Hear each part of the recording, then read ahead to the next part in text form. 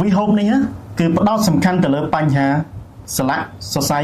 និងលើសជាតិអាស៊ីតអ៊ូរិកដែលលេចចេញជារោគសញ្ញាបាទស្ពឹកដៃស្ពឹកជើងក្តៅក្រហាយបាត់ដៃបាត់ជើងបាទតឹងហើមប៉ោងឈឺតាមសន្លាក់ពិបាកក្នុងការធ្វើចលនាមានការតឹងសរសៃពិបាកអង្គុយពិបាកក្រោកឈរមិនបានយូរដើរមិនបានឆ្ងាយអញ្ចឹងសម្រាប់អ៊ំពូមីងបាទលោកយាយលោកតាដែលកំពុងតែជួបបញ្ហានេះរកដំណោះស្រាយជាច្រើនមិនទទួលបានលទ្ធផលថ្ងៃនេះខ្ញុំសូមណែនាំក៏ដូចជាចែករំលែកនៅផលិតផល VHOPE បាទដែលជាផលិតផលធម្មជាតិដែលអាចជួយដោះស្រាយទៅលើបញ្ហារបស់អ៊ំពូមីងបានយ៉ាងមានប្រសិទ្ធភាព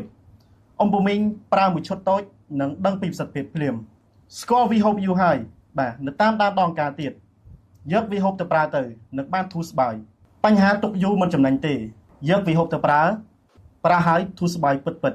បងប្អូនចង់ធ្វើការដោះស្រាយបាទអាចដាក់លេខទូរស័ព្ទឬមួយក៏អាចទំនាក់ទំនងតាមរយៈលេខទូរស័ព្ទនៅខាងលើវីដេអូនេះ